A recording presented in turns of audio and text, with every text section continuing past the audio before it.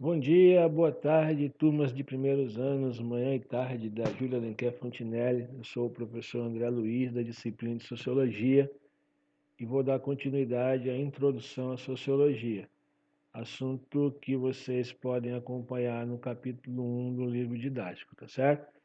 Na videoaula anterior, nós conversamos sobre o objeto de estudo da Sociologia, como a Sociologia surgiu com ciências sociais, quais as disciplinas formam as ciências sociais, tá bom? E hoje nós iremos falar sobre os principais pensadores da sociologia. É o tripé da sociologia, são esses três pensadores aí: Emile Durkheim, Max Weber e Karl Marx. Hoje, para que não fique muito extenso a aula, a gente vai conversar sobre o Emile Durkheim, e nas próximas aulas a gente continua falando sobre os demais pensadores, no caso Weber e Marx, ok? Para ser mais preciso, nós iremos conversar sobre o Emile Durkheim, né? Faremos um resumo breve, investigando o contexto histórico vivenciado por Durkheim. Vamos também dar a definição de fato social, que é algo extremamente importante, coesão, anomia, e se eu perceber que vai dar tempo, a gente vai também falar sobre solidariedade mecânica e solidariedade orgânica. Se eu perceber que está muito extenso, a gente vai deixar essa solidariedade mecânica e solidariedade orgânica para um próximo momento. Ok? Muito bem.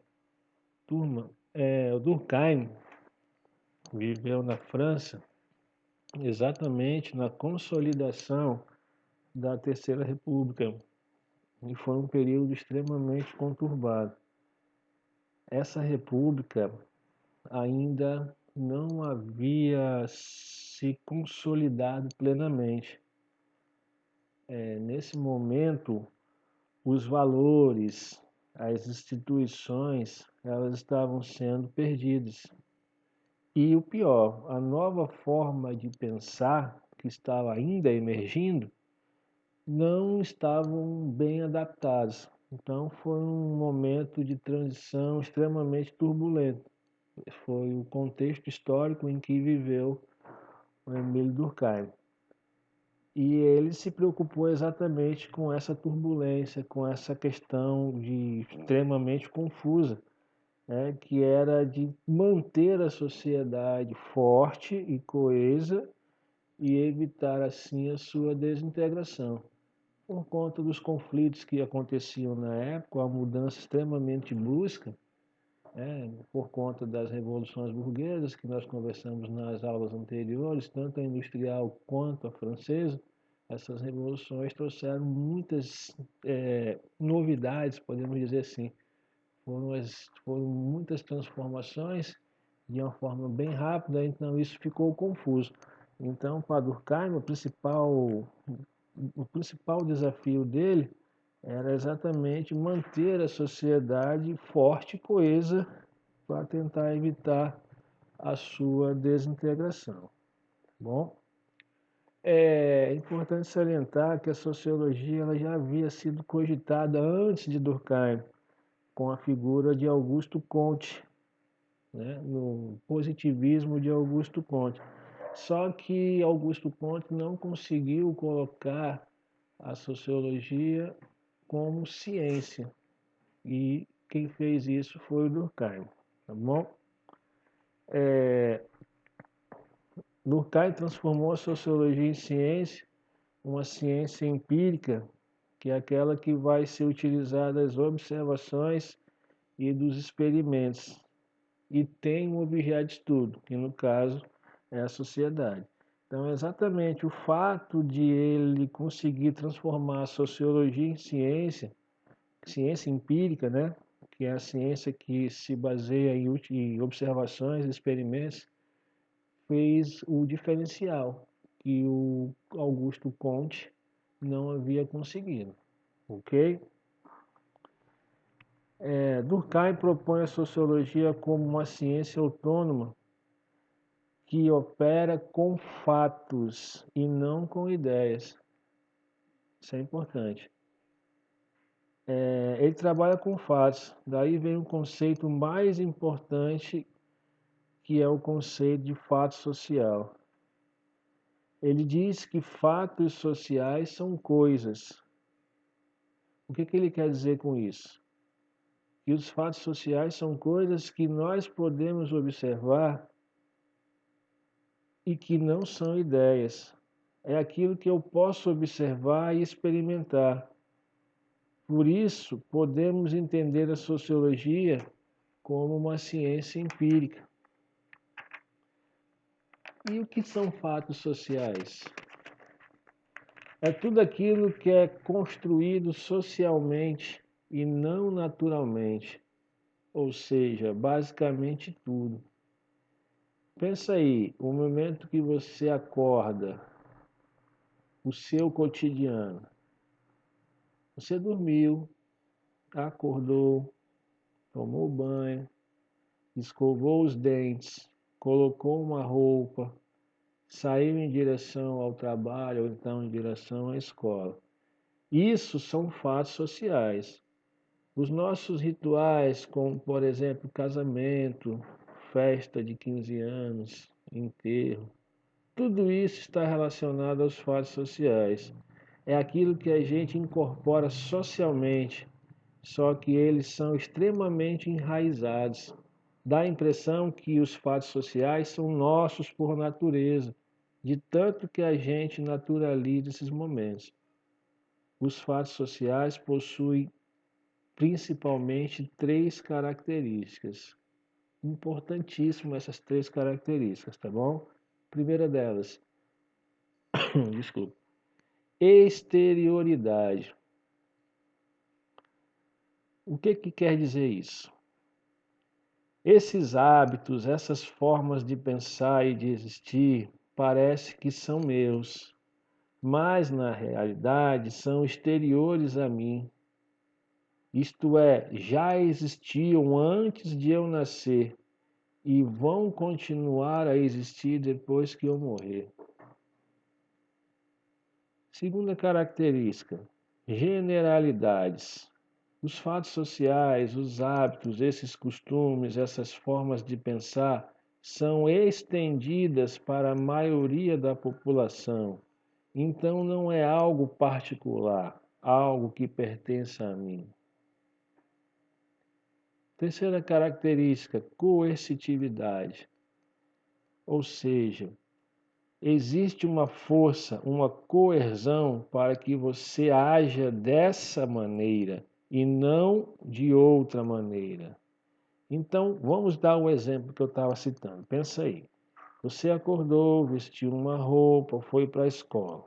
Vestir uma roupa dá a impressão que é uma coisa que eu escolhi e que eu tenho liberdade para poder vestir ou não, que é algo intrínseco à minha personalidade, não é isso?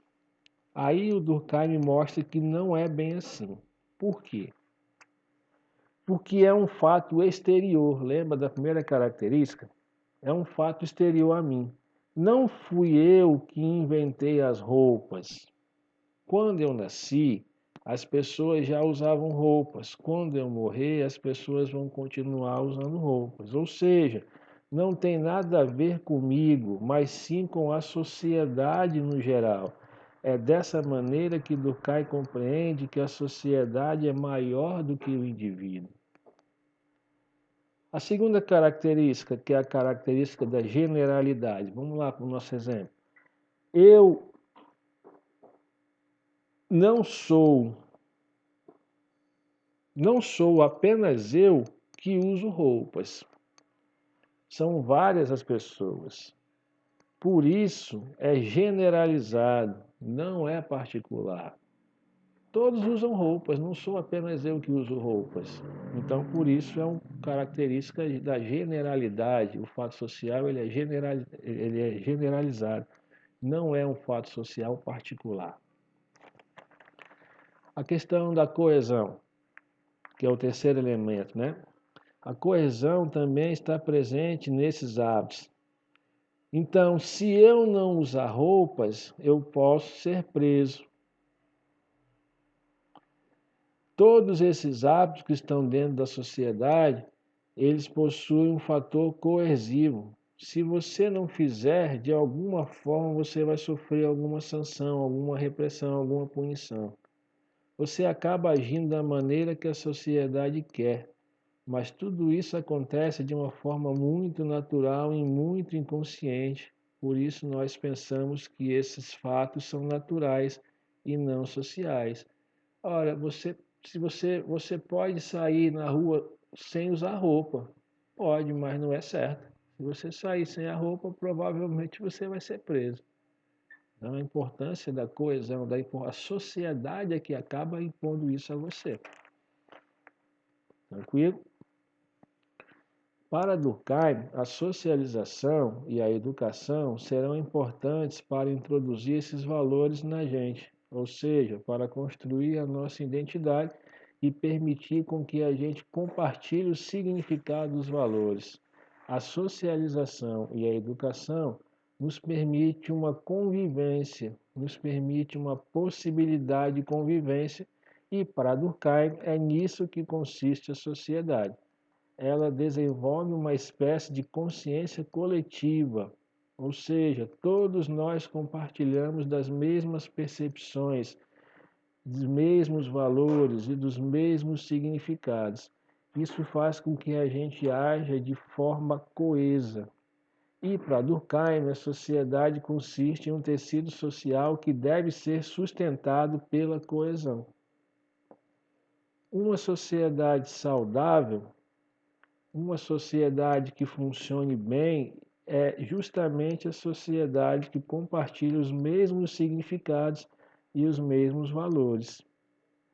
A coesão introduzida pela consciência coletiva é capaz de amenizar os conflitos e evitar os possíveis problemas na sociedade. Durkheim, nesse sentido, é um pensador que defende a ordem. Assim, as instituições sociais, quais seriam elas? A família, a escola, a igreja, é que são responsáveis por reforçar esses valores e significados, criando uma consciência moral, uma consciência ética, fazendo com que todas as pessoas se sintam pertencentes a essa sociedade, em que as instituições sociais, família, educação e igreja sejam fortes, sejam construídas de maneira sólida.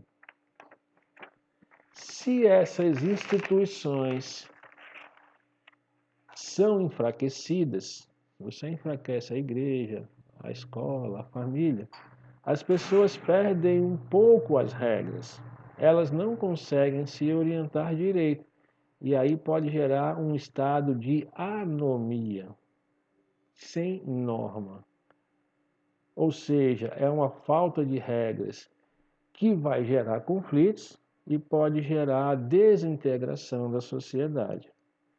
A anomia será responsável pelas patologias da sociedade, ou seja, os crimes, as confusões, os conflitos, os suicídios e aí por diante. Tranquilo?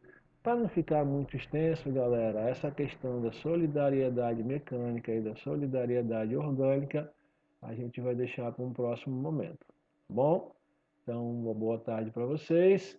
Agradeço pela paciência e até a próxima. Valeu, moçada.